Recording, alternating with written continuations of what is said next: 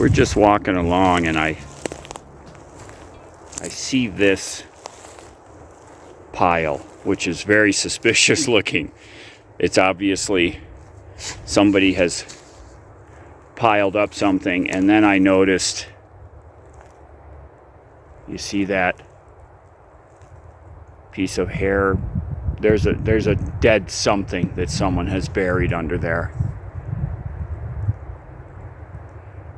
And God, I don't even want to know what it is. Is that a coyote tail, maybe? Or a dog? Did a dog pass away out here and they buried it?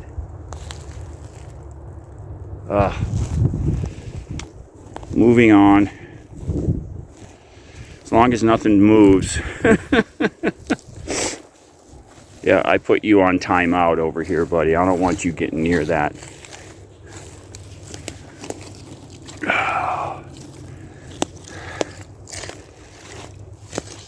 This way.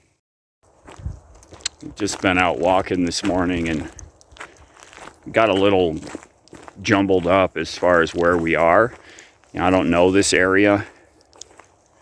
So I always, I keep the sun and the general direction back to where we are.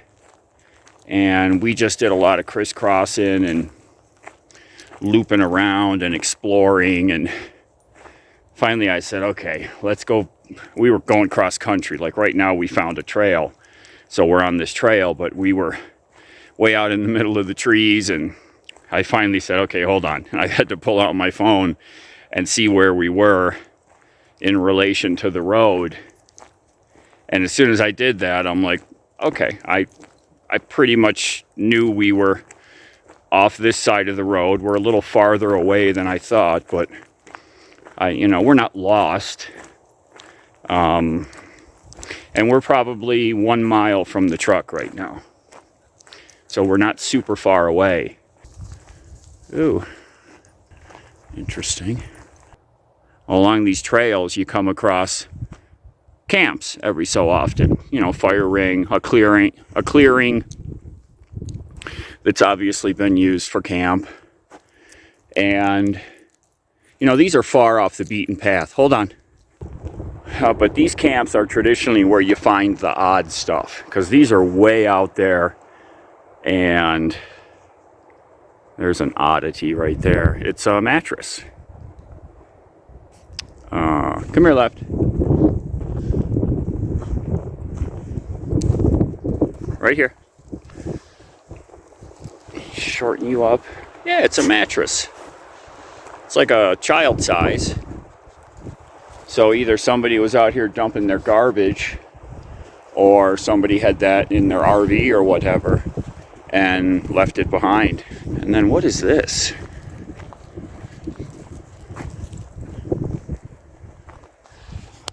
It's built. Somebody definitely put this together. Nails from a lot of slats. This looks like, it's part of somebody's camper, right?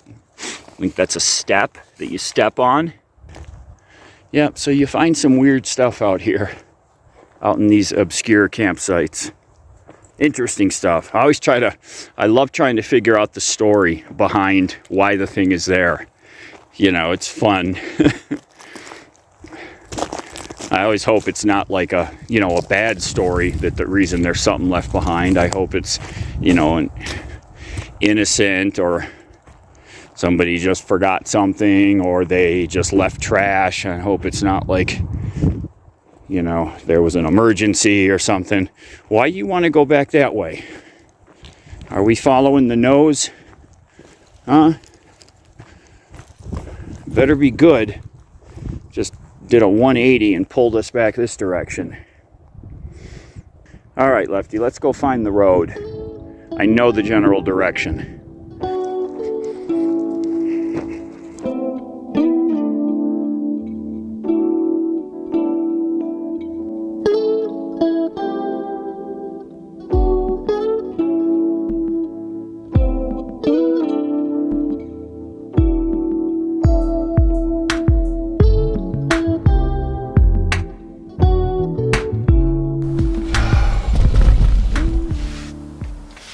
I just did it. I was out picking up some heavy rocks to lay on the edge of the mat. Ow! Oh, and I got that shooting pain that happened to me like when I was filling the fridge, and I bent down to pick up the two. I'd already gone over, picked up a couple, went back to pick up a couple more. I just crawled on my hands and knees from the tree out there where the rocks were piled, back across the dirt, back across the mat, and I've just got to the door. And those of you that have had this pain, you know what I'm talking about. I feel like the most decrepit person right now. I have got to get this looked at when I'm back in New York. I got problems. I can't be putting up with this. Man, that pain hurt. You saw it just now. It literally takes my breath away. Oh my God. I don't know how I'm going to get back up in the truck. I don't know how I'm going to get the bed unfolded to lay down into it. I was planning to leave to start our trip back to New York in 2 days. And the last time this happened, it took me a few days to recover to get back to where I was mobile and everything again without pain. I can't sit in the driver's seat of this vehicle for 4 days in a row.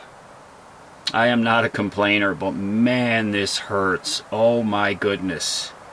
Unbelievable. Talk about poor timing. You know, the last time it happened, it was the first time, and I didn't know what was going on. I feel like at least I know what the heck is going on, I think. Wow, the pain. Oh my goodness. You know, it's only certain movements, so I can do this and that and move, and then all of a sudden, whack! Unbelievable. Unbelievable. God, that hurts. And I don't know. I'm trying to... Oh. I'm trying to get up over there to get a handful of Advil or Tylenol, and that's all I got, and it's going to have to hopefully help a little bit. Oh my goodness. Look at me. I'm literally stuck right here. Good morning, everyone. This is 2 days after I had the injury there. So that happened at about 11 a.m. 2 days ago. Really so glad that my friend Bobby, if you're watching this, thank you for being here. When that happened, I shot that one little video clip because the camera just happened to have been sitting by the doorway. It happened over at the tree, you know, 20 feet away, and I had to crawl on my hands and knees back to the truck, and it took me, I don't know how long, to get myself upright and up into the truck. And then I was able to kind of halfway get myself onto the couch. You know, my bed was folded up for the day. I couldn't get up onto the couch entirely. I kind of got half of myself. I had my chair in here because I had been working on the laptop that morning. So I had like this leg on the chair and this side of me on the couch. And I laid there for a few hours, several hours. And then later in that afternoon, Bobby just happened to walk over here from his rig. He was actually getting ready to leave, and he had come over to say goodbye. You know, I told him what was happening, and he was really He ran and got me some food, some burgers from McDonald's. He brought me over some pain meds and folded my bed out for me. You know, let Lefty out. I mean, I was really bad shape. That pain, oh man, it's just, you know, and it's a certain movement, and I don't know what movement. One time when I was like half on the couch, and I was trying to get myself so that I could get over and get something to drink, you know, I was still trying to feed myself, and I went to get off of the couch, and that pain, that shot of pain, I mean, I went down to the floor again, and like, so painful, really excruciating. After he got over here, got my bed unfolded for me, got me some burgers so I could get something in my stomach, took some medications, and laid down to go to sleep that night, and thankfully that I was able to fall asleep. You know, it was a pretty traumatic day, and I finally, you know, I got laid out here flat on the bed enough to get that pain to subside, and I think with the help of the pain meds, I fell asleep probably 7 o'clock p.m. and I woke up at 4 a.m. So I slept, you know, 9 hours without waking up. So that was yesterday morning, and so yesterday I spent the entire day in here just laid out flat. Bobby stayed, you know, he stayed the night, and he was here yesterday. He came over and checked on me a couple of times. You know, yesterday I was able to at least stand up and hobble around a little without reintroducing that pain again. You know, there were a couple times when I did some movement and got a little shot of pain, but nothing like the previous day. So I spent pretty much all day just laid in the bed here. I was able to, you know, put Lefty out on his lead there, so he spent time outside yesterday, and I hopped up and around the cab of the truck and got his food container and brought it back here. All my bottled water and everything, so I have plenty to drink. I have his food, his water. So yesterday, you know, still just totally immobile, but able to at least, I made oatmeal in the morning, and I had a leftover chicken sandwich Bobby had brought me, so I ate that. Then I made some of my ground beef vegetable soup yesterday afternoon, had that, and just laid here and watched TV. I've been watching The Leftovers, if you ever seen that series on HBO. Really, really bizarre. It's a 3-season series. There's some faces in there that you'll recognize. It's not like aliens and stuff, but it's like something weird has happened, and that's all I'll say about it. It's a good series.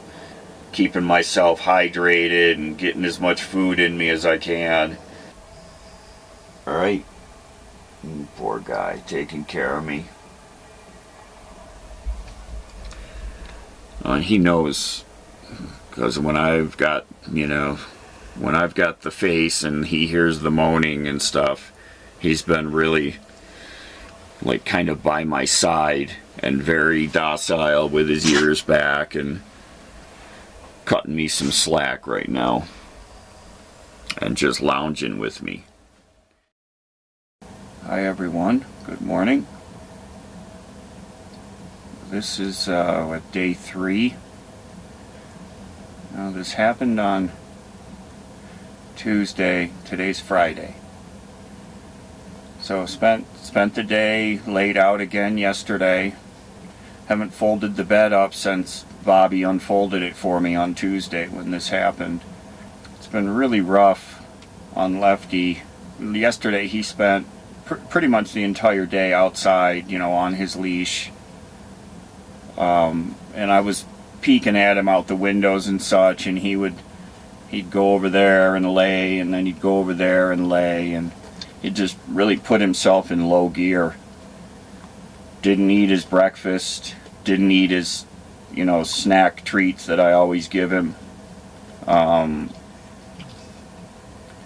Day before that, he only ate one of his meals, and then a little bit of his second one, and the rest of it he left. And yesterday I was able to, very gingerly walk around in the truck. Made myself oatmeal for breakfast. I wanted to keep myself comfortable at least. There's nothing worse than laid out and also having a stomach that's hungry, So I made sure, I'm drinking a ton of liquids. So yesterday evening, it was time to bring Lefty inside. So I called him over with his leash, and he jumped up and came running over, and I clipped him up, and I said, I've got to at least, walk him around the littlest bit, which I did, and went, maybe 50 feet from the truck, and continuing to remind him to go easy, and he did. He just kind of, he wanted to go, but I encouraged him to not pull on the leash and give me a little break, and so we just walked around for 5 or 10 minutes. And so today, not a great weather day today. It's only supposed to be in the low 50s, windy, chance of rain and snow a little bit, no accumulation or anything, but so good day again to just lay in here. I'm just going to continue to lay out. Today I was thinking, I'll try to get out and start packing up the rig, but it's a poor weather day, so I'm just going to skip it and stay in here and give myself another day to heal. I need to get healed up. We're low on water. The sink tank ran dry yesterday, so I got out there. I knew I had about 5 gallons in the shower tank, so I transferred that over into the inside tank. I've got about maybe 10 bottles of water for myself for drinking, and that's it. Hi, puppy. Okay. As soon as I'm able to pack, I'm going to pack us up, and we're going to hit the road. I'm heading straight to the closest shower truck stop so I can get cleaned up. Then I'm going to stop and get some groceries, just enough to have some meals, and then we're going to drive to New York. It could have been bad. I could have been in bad shape. If I didn't have a bunch of food and water on board and I was stuck here like this, it could have been an issue. And I don't want to go through that again, and I don't like putting him through this. It's just been some really mopey days here. Stuff happens. It's not the end of the world. I'm going to get through it. And I'll tell you, I was just thinking about it this morning. Every time that I go through a challenge, I come out of it so much more seasoned and grizzled and tough. It takes a higher level of something to really ruffle me, to get me worried about something, It used to be just the opposite. Any little thing used to just, really freak me out. So what's a good way to get yourself tough when you're out on the road? Get injured, get really sick, and get stuck in your truck somewhere and make it through that situation, and you're going to be much more tough when you come out on the other side. I'm living proof of that. Dude, can you turn around? Hey, can I see that end and not this one? Everybody take care, be safe. We'll see you soon. Upright and walking.